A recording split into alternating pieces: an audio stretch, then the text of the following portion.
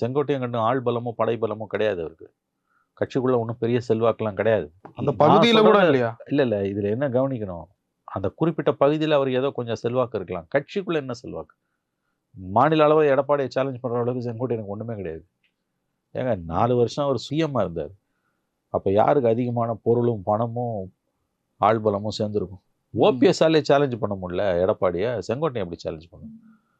கிட்டத்தட்ட 2 வருஷம் 10 மாசம் 9 மாசம் 1.5 வருஷம்னு சிஎம்மா இருந்த ஓபிஎஸ்ஸாலே ஒரு சேலஞ்ச் பண்ண முடியல. இல்ல செங்கோட்டையன் அவர்களுக்கு உள்ள இருக்க கொதிப்பு கட்சிக்குள்ள இருக்க நிறைய பேருக்கு இருக்கலாம் இல்லையா? அவங்க உடனே மாறுறீங்க.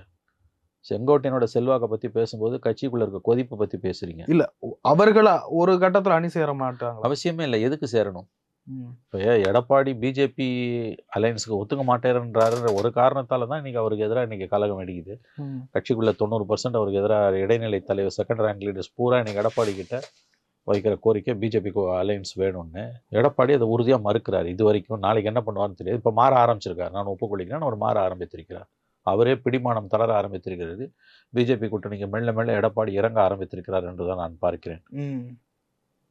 அதுதான் மெயின் கோரிக்கை பிஜேபிக்கும் 2ஆம் கட்ட தலைவர்களுக்கும். செங்கோட்டை விவகாரம் எங்கே வருது? அதிகபட்சம் செங்கோட்டையனுக்கு எடப்பாடிங்கிறது தனிப்பட்ட பகையாக வேணா இருக்கலாம். அதில் எடப்பாடி முன்னால் செங்கோட்டையன் நிற்க முடியாதுன்னு நான். அவரு ஜெயலலிதா பீரியட்லேயே ஓரம் கட்டப்பட்டவர். 2012 அந்த அம்மா அவர் மந்திரியிலேருந்து தூக்கி போட்ட பிறகு அவர் 4 வருஷம் மந்திரியாக இல்லாமல் வந்து 2016 சீட்டு வாங்கி ஜெயலலிதா அமைச்சரவையில் 16 ஜெயலலிதா சிஎம்ஐ அமைச்சரவையில் செங்கோட்டையனுக்கு இடம் இல்லை.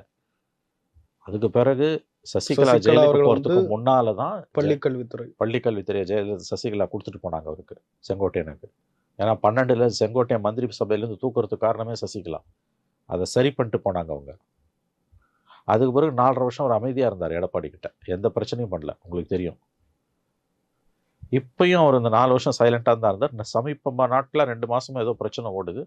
எனக்கு என்னமோ அது ஒரு பெரிய பிரச்சனைன்னு தோணலை. அவரை வச்சு இவங்க என்ன செய்வாங்கன்னு எனக்கு தெரியல. செய்ய வேண்டிய அவசியமும் இல்லை. 2ஆம் கட்ட தலைவர்களோட கோரிக்கைகளை எடப்பாடி ஏற்றுக்கொள்ளும் பட்சத்தில் செங்கோட்டையனுக்கு எந்த ரோலுமே இருக்காதுன்னு தான் எனக்கு தோணும்.